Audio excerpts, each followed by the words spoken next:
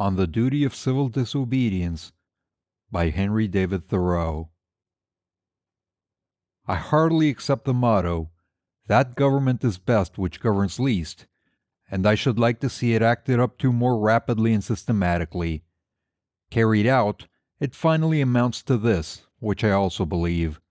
That government is best which governs not at all, and when men are prepared for it, that will be the kind of government which they will have. Government is at best but an expedient, but most governments are usually, and all governments are sometimes, inexpedient. The objections which have been brought against a standing army, and they are many and weighty, and deserve to prevail, may also at last be brought against a standing government. The standing army is only an arm of the standing government. The government itself, which is only the mode which the people have chosen to execute their will, is equally liable to be abused and perverted before the people can act through it. Witness the present Mexican War, the work of comparatively a few individuals using the standing government as their tool, for, in the outset, the people would not have consented to this measure. This American government, what is it but a tradition, though a recent one, endeavoring to transmit itself unimpaired to posterity, but each instant losing some of its integrity? It has not the vitality and force of a single living man, for a single man can bend it to his will. It is a sort of wooden gun to the people themselves, and, if ever they should use it in earnest as a real one against each other, it will surely split.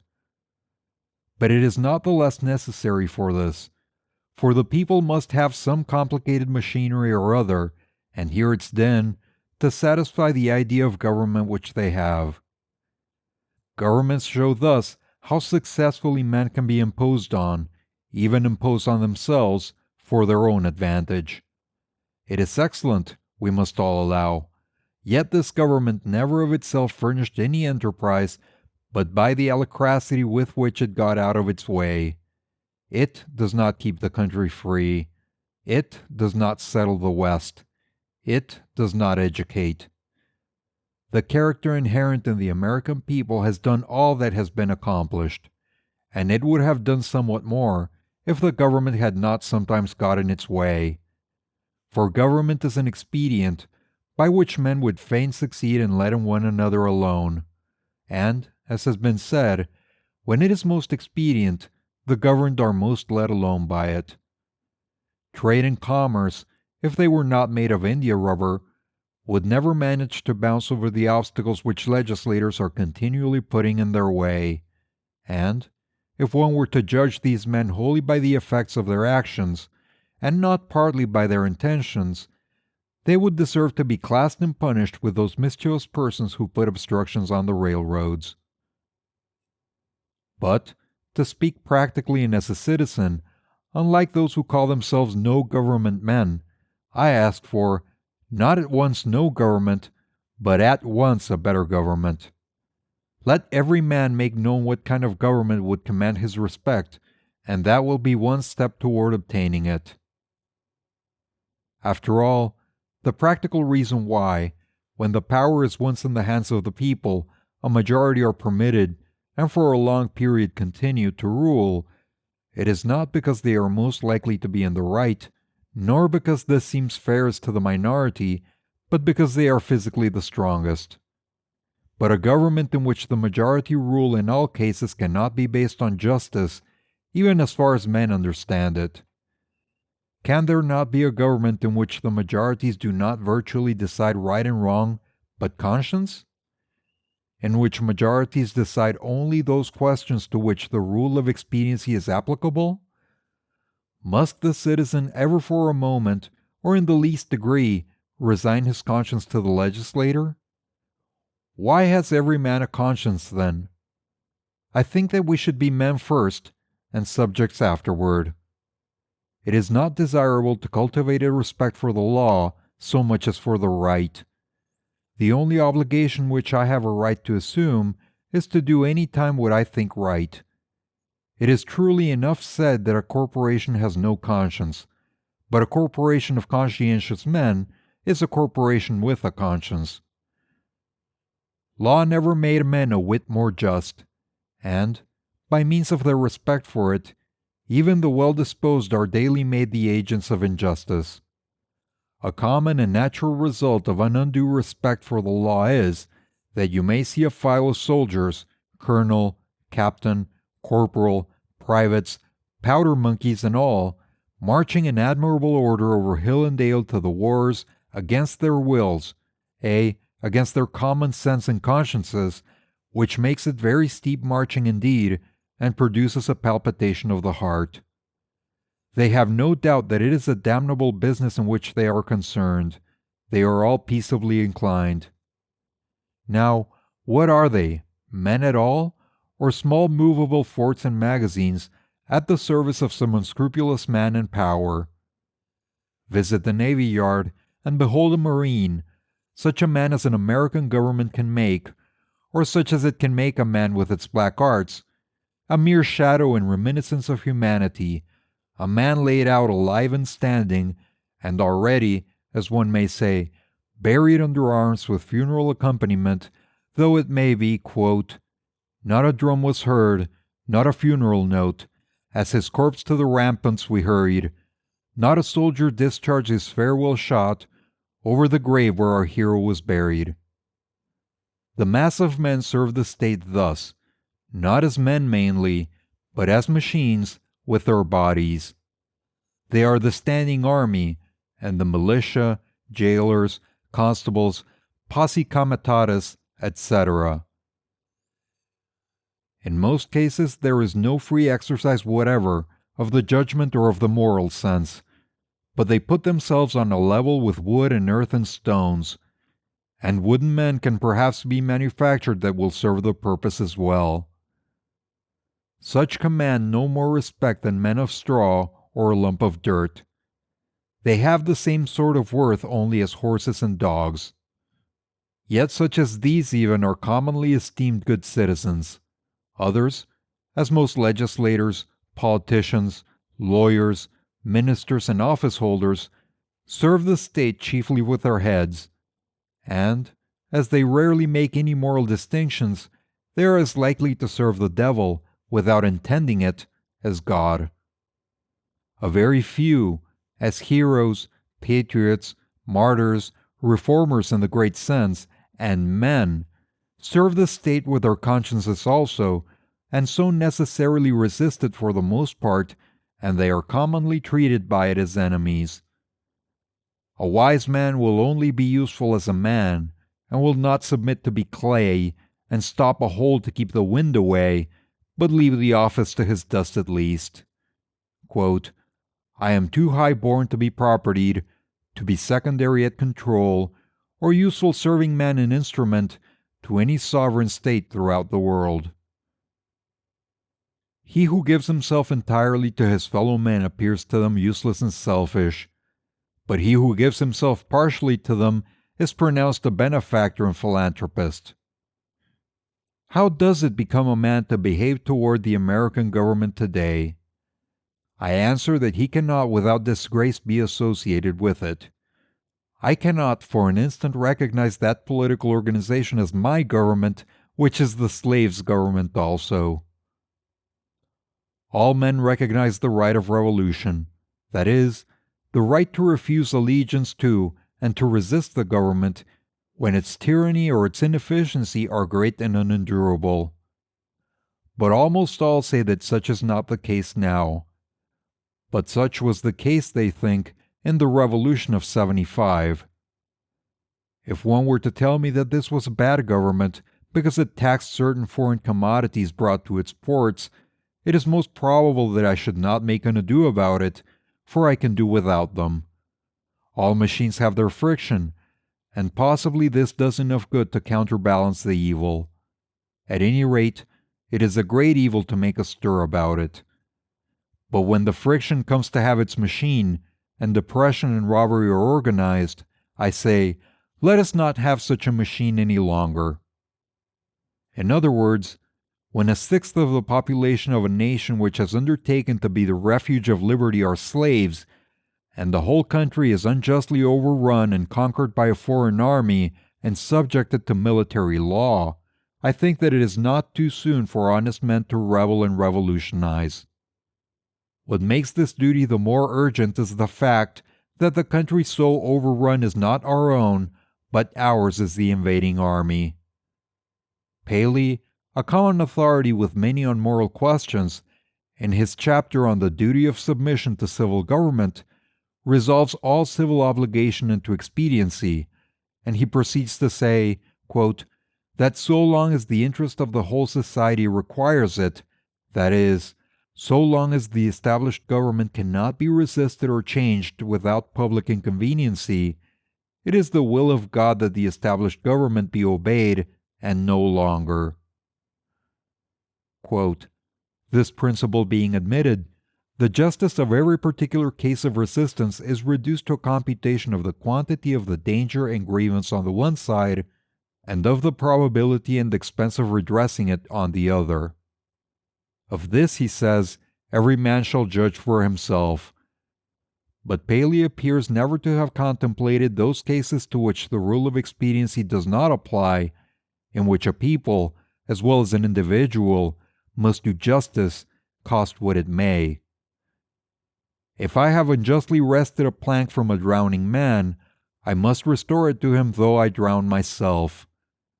This, according to Paley, would be inconvenient. But he that would save his life in such a case shall lose it. This people must cease to hold slaves and to make war on Mexico, though it cost them their existence as a people. In their practice, nations agree with Paley, but does anyone think that Massachusetts does exactly what is right at the present crisis? Quote, a drab of state, a cloth of silver slut, to have her train borne up, and her soul trail in the dirt. Practically speaking, the opponents to a reform in Massachusetts are not 100,000 politicians at the South, but 100,000 merchants and farmers here, who are more interested in commerce and agriculture than they are in humanity, and are not prepared to do justice to the slave and to Mexico, cost what it may. I quarrel not with far-off foes, but with those who, near at home, cooperate with and do the bidding of those far away, and without whom the latter would be harmless.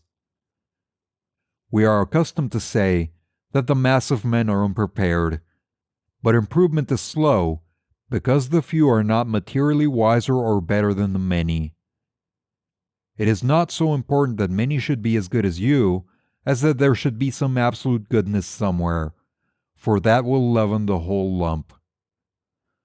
There are thousands who are in opinion opposed to slavery and to the war, and yet in effect do nothing to put an end to them, who, esteeming themselves children of Washington and Franklin, sit down with their hands in their pockets and say that they know not what to do and do nothing, who even postpone the question of freedom to the question of free trade, and quietly read the prices current along with the latest advices from Mexico after dinner, and, it may be, fall asleep over them both.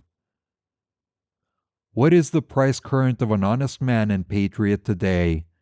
They hesitate, and they regret, and sometimes they petition, but they do nothing in earnest and with effect. They will wait, well disposed, for others to remedy that evil, and they may no longer have it to regret.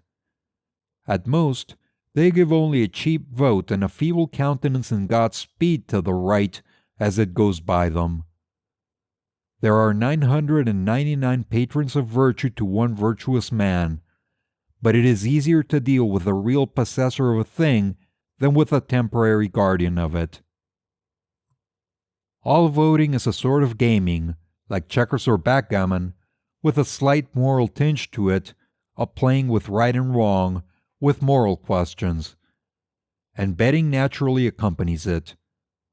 The character of the voters is not staked. I cast my vote perchance as I think right, but I am not vitally concerned that the right should prevail.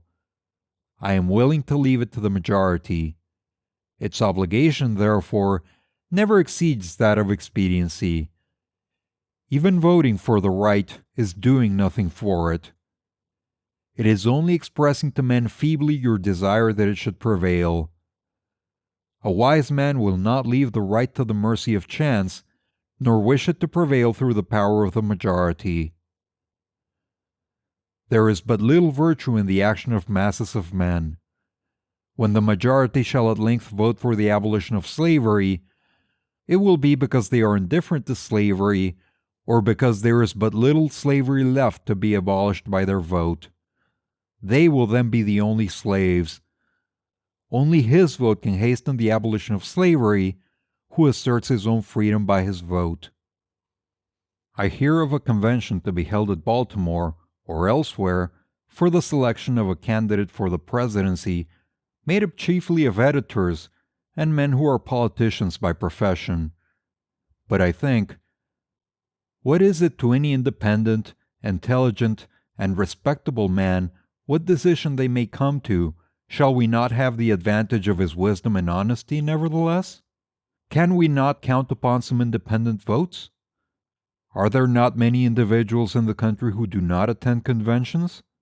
But no, I find that the respectable man, so-called, has immediately drifted from his position and despairs of his country, when his country has more reasons to despair of him. The forthwith adopts one of the candidates thus selected as the only available one, thus proving that he is himself available for any purposes of the demagogue. His vote is of no more worth than that of any unprincipled foreigner or hireling native who may have been bought. Oh, for a man who is a man, and as my neighbor says, has a bone in his back which you cannot pass your hand through. Our statistics are at fault. The population has been returned too large.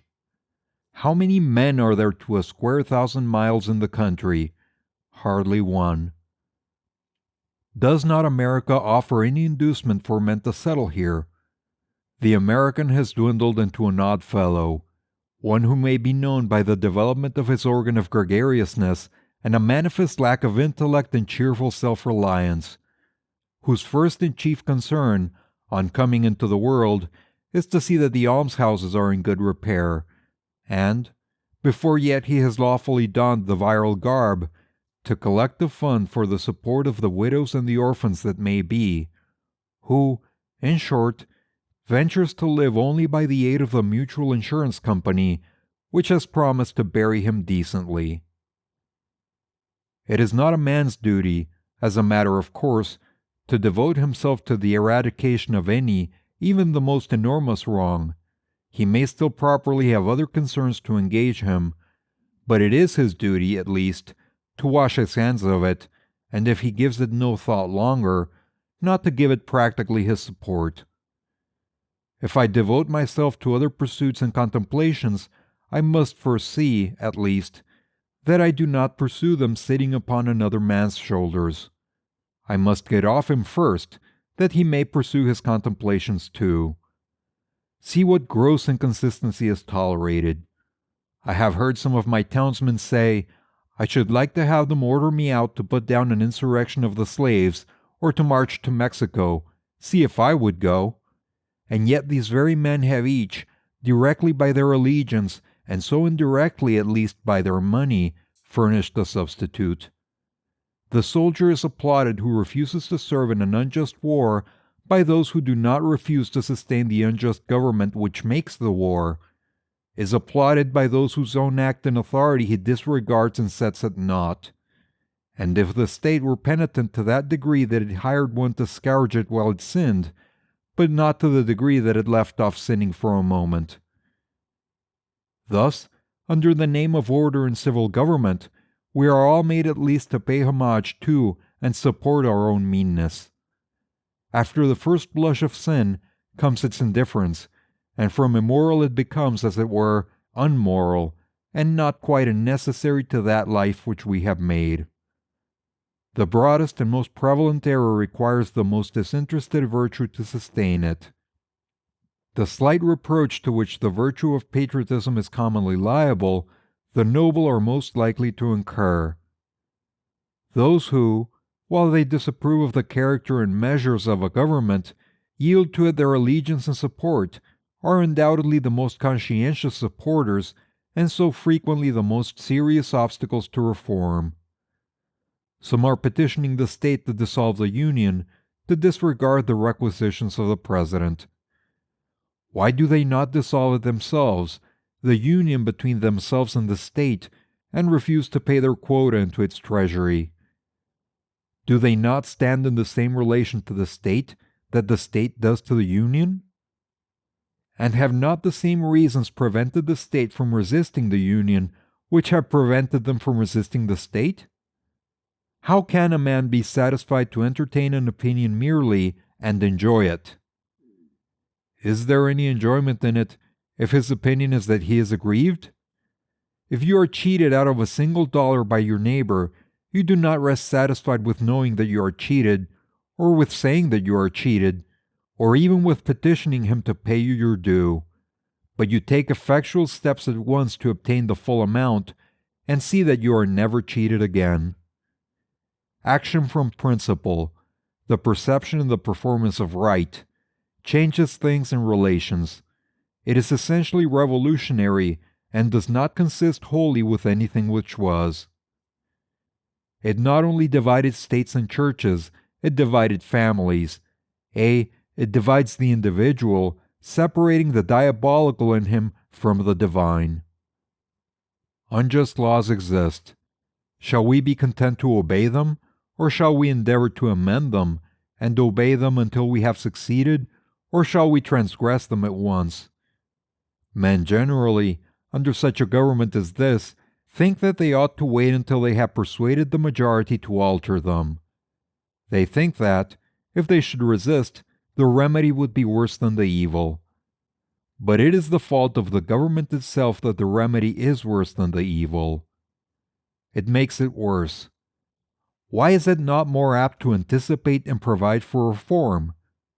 Why does it not cherish its wise minority? Why does it cry and resist before it is hurt? Why does it not encourage its citizens to be on the alert to point out its faults and do better than it would have them?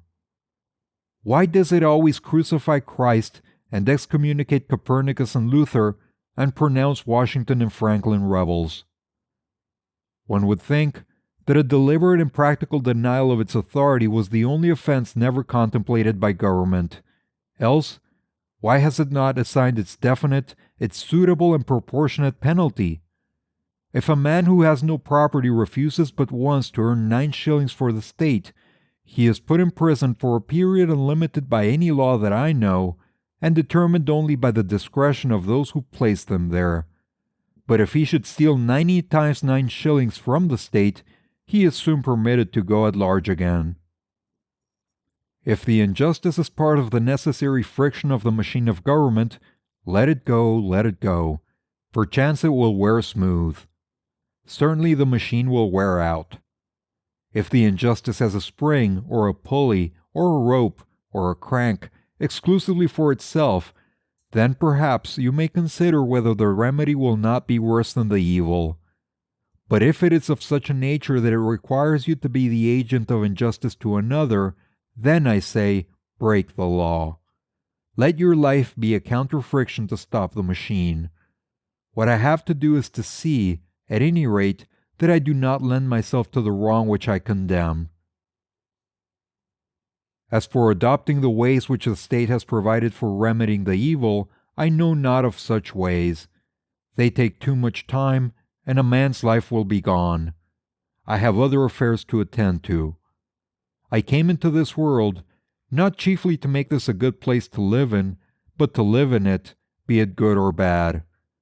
A man has not everything to do, but something. And because he cannot do everything, it is necessary that he should do something wrong. It is not my business to be petitioning the governor or the legislature any more than it is theirs to petition me. And, if they should not hear my petition, what should I do then? But in this case the state has provided no way. Its very constitution is the evil. This may seem to be harsh and stubborn and unconciliatory, but it is to treat with the utmost kindness and consideration the only spirit that can appreciate or deserves it. So is all change for the better, like birth and death which convulse the body.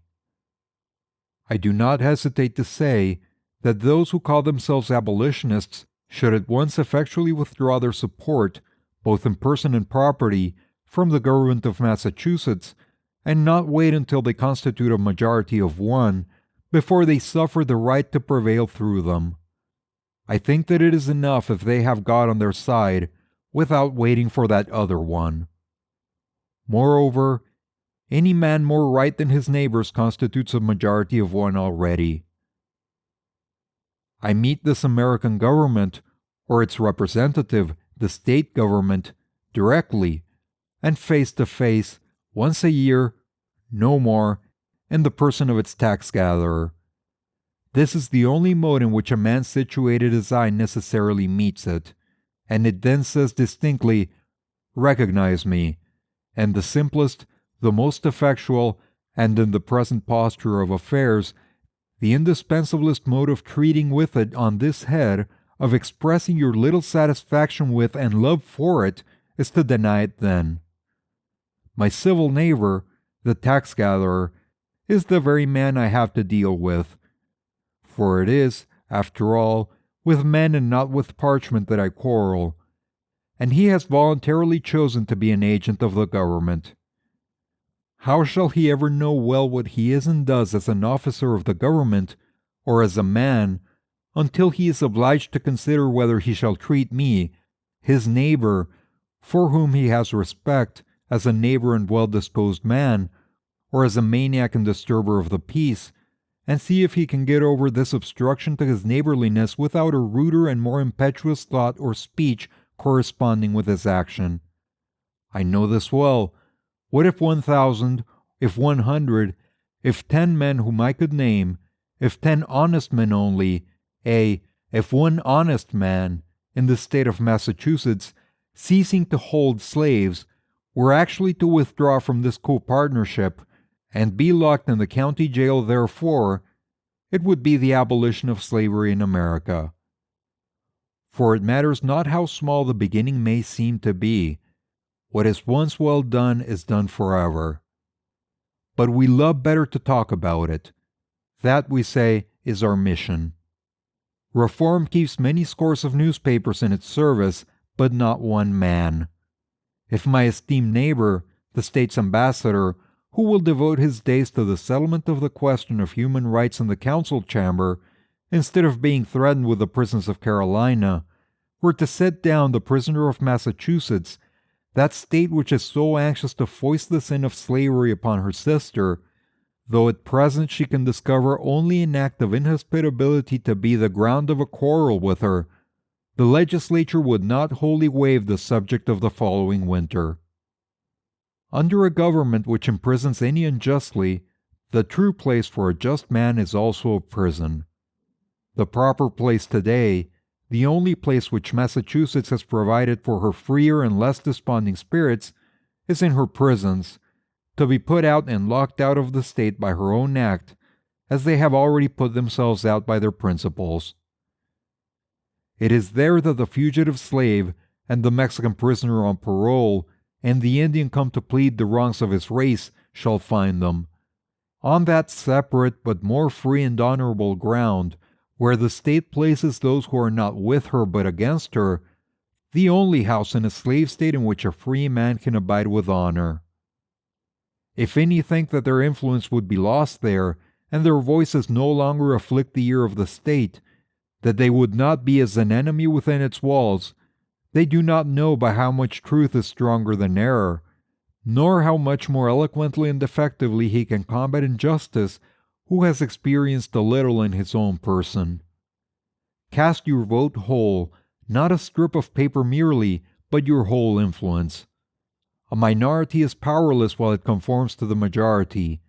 It is not even a minority then, but it is irresistible when it clogs by its whole weight. If the alternative is to keep all just men in prison, or to give up war and slavery, the state will not hesitate which to choose. If 1,000 men were not to pay their tax bills this year, that would not be a violent and bloody measure, as it would be to pay them, and enable the state to commit violence and shed innocent blood. This is, in fact, the definition of a peaceable revolution, if any such is possible. If the tax gatherer, or any other public officer, asks me, as one has done, "But what shall I do?" my answer is, if you really wish to do anything, resign your office. When the subject has refused allegiance, but the officer has resigned his office, then the revolution is accomplished. But even suppose blood should flow. Is there not a sort of bloodshed when the conscience is wounded? Through this wound a man's real manhood and immortality flow out, and he bleeds to an everlasting death. I see this blood flowing now. I have contemplated the imprisonment of the offender rather than the seizure of his goods, though both will serve the same purpose, because they who assert the purest right, and consequently are the most dangerous to a corrupt state, commonly have not spent much time in accumulating property.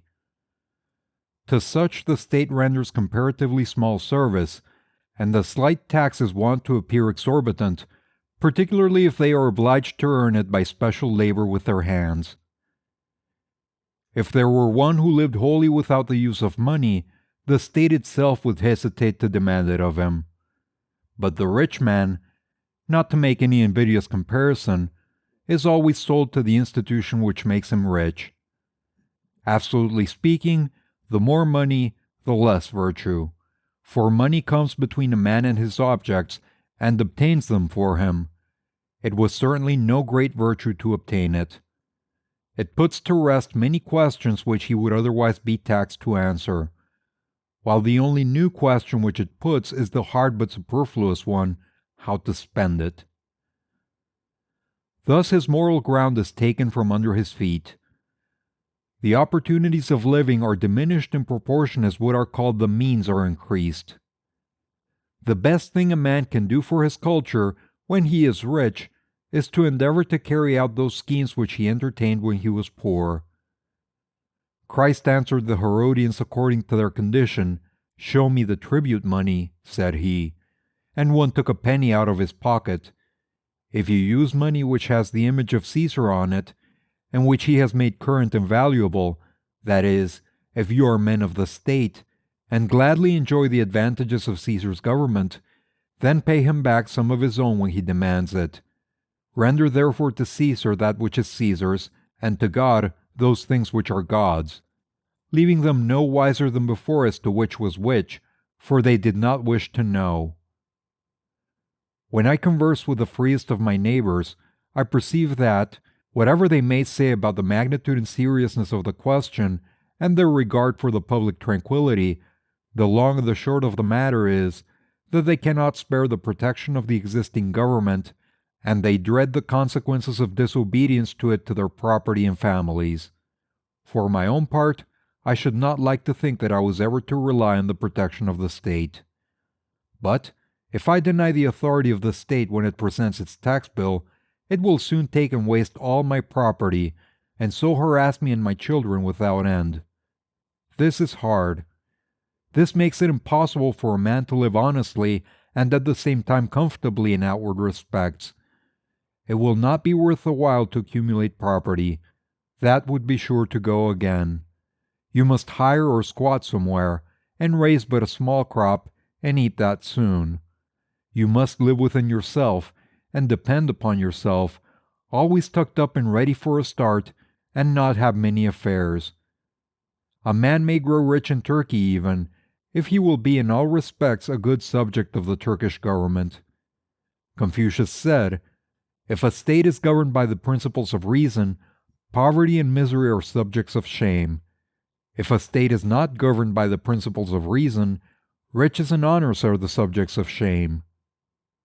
No, until I want the protection of Massachusetts to be extended to me in some distant southern port, where my liberty is endangered, or until I am bent solely on building up an estate at home by peaceful enterprise, I can afford to refuse allegiance to Massachusetts and her right to my property and life. It costs me less in every sense to incur the penalty of disobedience to the state than it would to obey. I should feel as if I were worth less in that case. Some years ago, the state met me in behalf of the church and commanded me to pay a certain sum towards the support of a clergyman whose preaching my father attended, but never I myself. Pay it, it said, or be locked up in the jail. I declined to pay. But unfortunately, another man saw fit to pay it. I did not see why the schoolmaster should be taxed to support the priest, and not the priest the schoolmaster, for I was not the state's schoolmaster, but I supported myself by voluntary subscription. I did not see why the Lyceum should not present its tax bill and have the state to back its demand, as well as the church. However, at the request of the selectmen, I condescended to make some such statement as this in writing. Quote, "Know all men by these presents that I, Henry Thoreau, do not wish to be regarded as a member of any incorporated society which I have not joined." This I gave to the town clerk, and he has it. The state, having thus learned that I did not wish to be regarded as a member of that church, has never made a like demand on me since, though it said that it must adhere to its original presumption that time. If I had known how to name them, I should then have signed off in detail from all the societies which I never signed on to, but I did not know where to find such a complete list. I have paid no poll tax for 6 years. I was put in jail once on this account for one night, and as I stood considering the walls of solid stone, 2 or 3 feet thick, the door of wood and iron, a foot thick, and the iron grating which strained the light, I could not help being struck with the foolishness of that institution which treated me as if I were mere flesh and blood and bones to be locked up. I wondered that it should have concluded at length that this was the best use it could put me to, and had never thought to avail itself of my services in some way. I saw that, if there was a wall of stone between me and my townsmen, there was a still more difficult one to climb or break through before they could get to be as free as I was. I did not for a moment feel confined, and the wall seemed a great waste of stone and mortar. I felt as if I alone of all my townsmen had paid my tax. They plainly did not know how to treat me, but behaved like persons who are underbred. In every threat and in every compliment there was a blunder, for they thought that my chief desire was to stand the other side of that stone wall.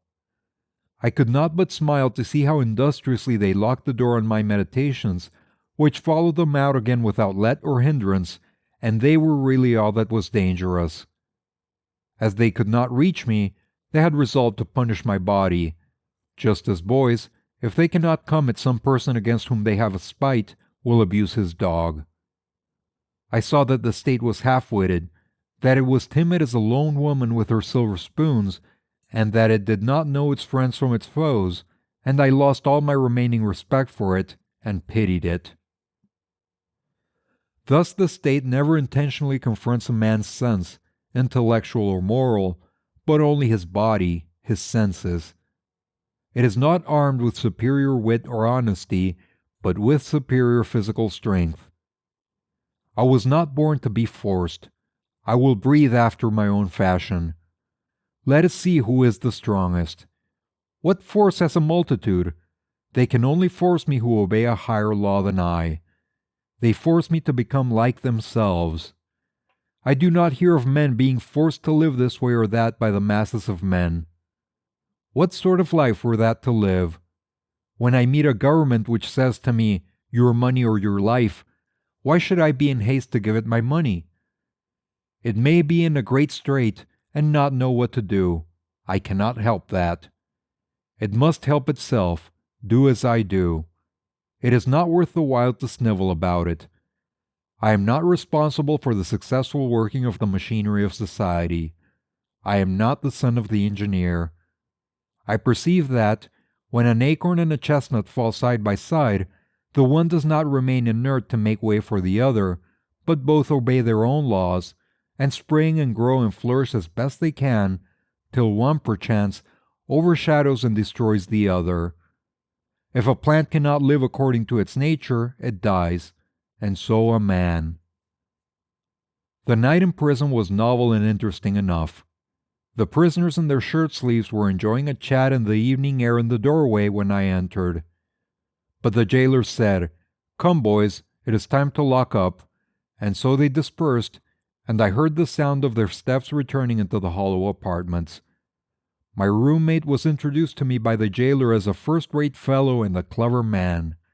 When the door was locked, he showed me where to hang my hat and how he managed matters there.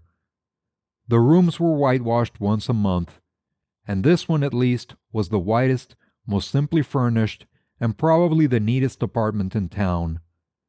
He naturally wanted to know where I came from and what brought me there, and when I had told him, I asked him in my turn how he came there, presuming him to be an honest man, of course, and as the world goes, I believe he was. "Why," said he, "they accuse me of burning a barn, but I never did it." As near as I could discover, he had probably gone to bed in a barn when drunk, and smoked his pipe there, and so a barn was burnt. He had the reputation of being a clever man, had been there some 3 months waiting for his trial to come on, and would have to wait as much longer, but he was quite domesticated and contented since he got his board for nothing, and thought that he was well treated. He occupied one window, and I the other, and I saw that, if one stayed there long, his principal business would be to look out the window. I had soon read all the tracts that were left there, and examined where former prisoners had broken out, and where a grate had been sawed off, and heard the history of the various occupants of the room. For I found that even here there was a history and a gossip which never circulated beyond the walls of the jail.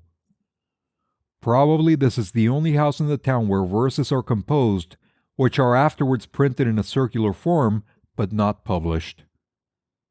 I was shown quite a long list of verses which were composed by some young men who had been detected in an attempt to escape, who avenged themselves by singing them. I pumped my fellow prisoner as dry as I could, for fear I should never see him again, but at length he showed me which was my bed, and left me to blow out the lamp. It was like traveling into a far country, such as I had never expected to behold, to lie there for one night.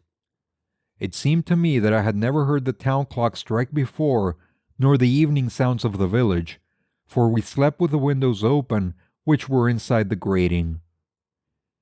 It was to see my native village in the light of the Middle Ages, and our Concord was turned into a Rhine stream, and visions of knights and castles passed before me. They were the voices of old burghers that I had heard in the streets. I was an involuntary spectator and auditor of whatever was done and said in the kitchen of the adjacent village inn, a wholly new and rare experience for me. It was a closer view of my native town. I was fairly inside of it. I never had seen its institutions before. This is one of its peculiar institutions, for it is a shire town. I began to comprehend what its inhabitants were about. In the morning, our breakfasts were put through the hole in the door, in small oblong square tin pans, made to fit, and holding a pint of chocolate, with brown bread and an iron spoon. When they called for the vessels again, I was green enough to return what bread I had left, but my comrade seized it, and said that I should lay that up for lunch or dinner. Soon after, he was led out to work at haying in the neighboring field, whither he went every day, and would not be back till noon. So he bade me good day, saying that he doubted if he should see me again.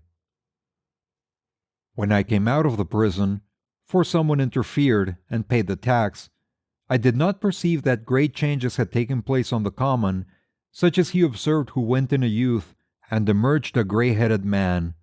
And yet a change had to my eyes come over the scene, the town, the state, and country, greater than any that mere time could effect. I saw yet more distinctly the state in which I lived.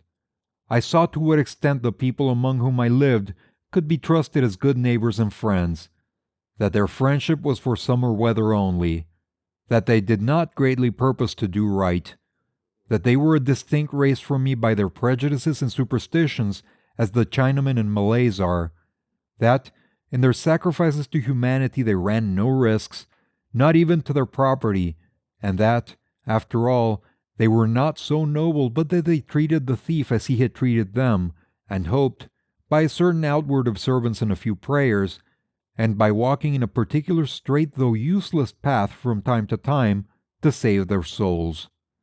This may be to judge my neighbors harshly, for I believe that most of them are not aware that they have such an institution as the jail in their village. It was formerly the custom in our village, when a poor debtor came out of jail, for his acquaintances to salute him, looking through their fingers, which were crossed to represent the grating of a jail window. "How do you do?" My neighbors did not thus salute me, but first looked at me, and then at one another, as if I had returned from a long journey. I was put into jail as I was going to the shoemaker's to get a shoe which was mended. When I was let out the next morning, I proceeded to finish my errand, and having put on my mended shoe, joined a huckleberry party, who were impatient to put themselves under my conduct, and in half an hour, for the horse was soon tackled, was in the midst of a huckleberry field, on one of our highest hills, 2 miles off, and then the state was nowhere to be seen. This is the whole story of my prisons. I have never declined paying the highway tax, because I am as desirous of being a good neighbor as I am of being a bad subject. And, as I am for supporting schools, I am doing my part to educate my fellow countrymen now. It is for no particular item in the tax bill that I refuse to pay it. I simply wish to refuse allegiance to the state, to withdraw and stand aloof from it effectually. I do not care to trace the course of my dollar, if I could, till it buys a man or a musket to shoot one with. The dollar is innocent, but I am concerned to trace the effects of my allegiance. In fact, I quietly declare war with the state, after my fashion, though I will still make use and get what advantages of her I can, as is usual in such cases. If others pay the tax which is demanded of me, from a sympathy with the state, they do but what they have already done in their own case, or rather they abet injustice to a greater extent than the state requires. If they pay the tax from a mistaken interest in the individual taxed, to save his property or prevent his going to jail, it is because they have not considered wisely how far they should let their private feelings interfere with the public good. This, then, is my position at present. But one cannot be too much on his guard in such a case, lest his actions be biased by obstinacy or an undue regard for the opinions of men. Let him see that he does only what belongs to himself and to the hour. I think sometimes, why, this people meant well. They are only ignorant. They would do better if they knew how. Why give your neighbors this pain to treat you as they are not inclined to? But I think again, this is no reason why I should do as they do, or permit others to suffer much greater pain of a different kind. Again, I sometimes say to myself, when many millions of men, without heat, without ill will, without personal feeling of any kind, demand of you a few shillings only, without the possibility, such is their constitution, of retracting or altering their present demand, and without the possibility on your side of appeal to any other millions, why expose yourself to this overwhelming brute force? You do not resist cold and hunger, the winds and the waves, this obstinately. You quietly submit to 1,000 similar necessities. You do not put your head into the fire. But just in proportion as I regard this as not wholly a brute force, but partly a human force, and to consider that I have relations to those millions as to so many millions of men, and not of mere brute or inanimate things, I see that appeal is possible, first and instantaneously, from them to the maker of them, and second, from them to themselves. But, if I put my head deliberately into the fire, there is no appeal to fire or to the maker of fire, and I have only myself to blame. If I could convince myself that I have any right to be satisfied with men as they are, and to treat them accordingly, and not according, in some respects, to my requisitions and expectations of what they and I ought to be, then, Like a good Mussulman and fatalist, I should endeavor to be satisfied with things as they are, and say it is the will of God. And, above all, there is this difference between resisting this and a purely brute or natural force, that I can resist this with some effect, but I cannot expect, like Orpheus, to change the nature of the rocks and the trees and beasts. I do not wish to quarrel with any man or nation. I do not wish to split hairs, to make fine distinctions, or set myself up as better than my neighbors. I seek rather, I may say, even an excuse for conforming to the laws of the land. I am but too ready to conform to them. Indeed, I have reason to suspect myself on this head, and each year, as the tax-gatherer comes round, I find myself disposed to review the acts and position of the general and the state governments, and the spirit of the people, to discover a pretext for conformity. Quote, "We must affect our country as our parents, and if at any time we alienate, out love of industry from doing it honor, we must respect effects and teach the soul, matters of conscience and religion, and not desire of rule or benefit." I believe that the state will soon be able to take all the work of this sort out of my hands, and I shall be no better patriot than my fellow countrymen. Seen from a lower point of view, the Constitution, with all its faults, is very good. The law and the courts are very respectable. Even this state and this American government are, in many respects, very admirable and rare things to be thankful for, such as a great many have described them. Seen from a higher still, and the highest, who shall say what they are, or that they are worth looking at or thinking of at all? However, the government does not concern me much, and I shall bestow the fewest possible thoughts on it. It is not many moments that I live under a government, or even in this world. If a man is thought-free, fancy-free, imagination-free, that which is not never for a long time appearing to be to him, unwise rulers or reformers cannot fatally interrupt him. I know that most men think differently from myself, but those whose lives are by profession devoted to the study of these or kindred subjects content me as little as any. Statesmen and legislators, standing so completely within the institution, never distinctly and nakedly behold it. They speak of moving society, but have no resting place without it. They may be men of a certain experience and discrimination, and have no doubt invented ingenious and even useful systems, for which we sincerely thank them. But all their wit and usefulness lie within certain not very wide limits. They are wont to forget that the world is not governed by policy and expediency. Webster never goes behind government, and so cannot speak with authority about it. His words are wisdom to those legislators who contemplate no essential reform in the existing government.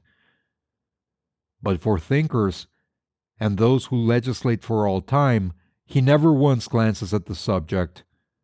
I know of those whose serene and wise speculations on this theme would soon reveal the limits of his mind's range and hospitality. Yet, compared with the cheap professions of most reformers, and the still cheaper wisdom and eloquence of politicians in general, his are almost the only sensible and valuable words, and we thank heaven for him. Comparatively, he is always strong, original, and above all, practical. Still his quality is not wisdom, but prudence. The lawyer's truth is not truth, but consistency or a consistent expediency. Truth is always in harmony with herself, and is not concerned chiefly to reveal the justice that may consist with wrongdoing. He well deserves to be called, as he has been called, the defender of the Constitution. There are really no blows to be given by him but defensive ones. He is not a leader, but a follower. His leaders are the men of '87. "I have never made an effort," says he, "and never proposed to make an effort. I have never countenanced an effort, and never meant to countenance an effort, to disturb the arrangement as originally made, by which the various states came into the Union." Still thinking of that sanction which the Constitution gives to slavery, he says, Because it was part of the original compact, let it stand. Notwithstanding his special acuteness and ability, he is unable to take a fact out of its merely political relations and behold it as it lies absolutely to be disposed of by the intellect. What, for instance, it behoves a man to do here in America today with regard to slavery, but ventures, or is driven, to make some such desperate answer as the following, while professing to speak absolutely, and as a private man, from which what new and singular code of social duties might be inferred? The manner, says he, in which the government of those states where slavery exists are to regulate it, is for their own consideration, under their responsibility to their constituents, to the general laws of propriety, humanity, and justice, and to God. Associations formed elsewhere, springing from a feeling of humanity or any other cause, have nothing whatever to do with it. They have never received any encouragement from me, and they never will. Parenthesis. These extracts have been inserted since the lecture was read. H.D.T.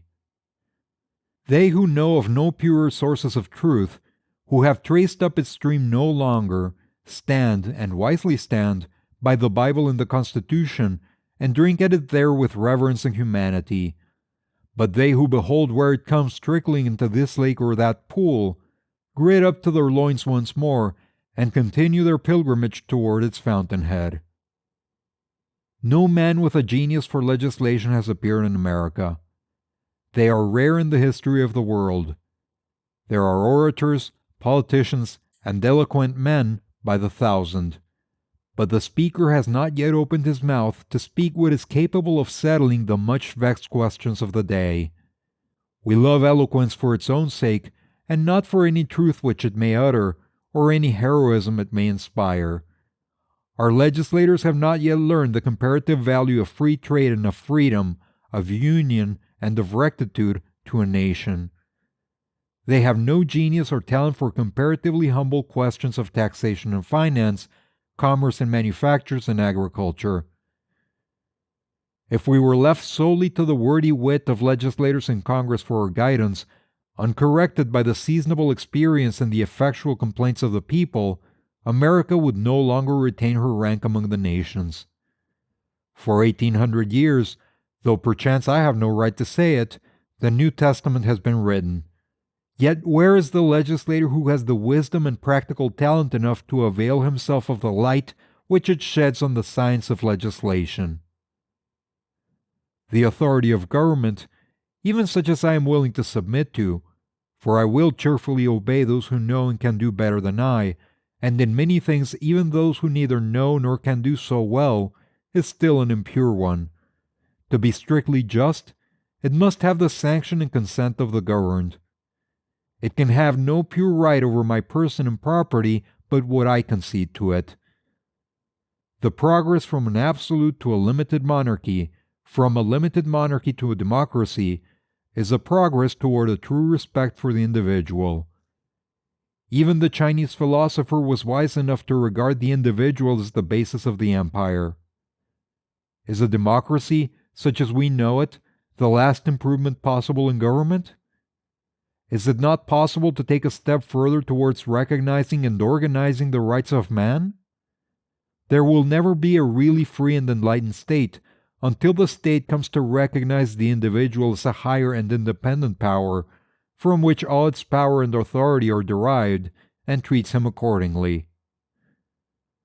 I please myself with imagining a state at last which can afford to be just to all men, and to treat the individual with respect as a neighbor, which even would not think it inconsistent with its own repose, if a few were to live aloof from it, not meddling with it, nor embraced by it, who fulfilled all the duties of neighbors and fellow men. A state which bore this kind of fruit, and suffered it to drop off as fast as it ripened, would prepare the way for a still more perfect and glorious state, which also I have imagined, but not yet anywhere seen. You have reached the end of On the Duty of Civil Disobedience by Henry David Thoreau. If you enjoy this content and would like to support the channel, please please like and subscribe.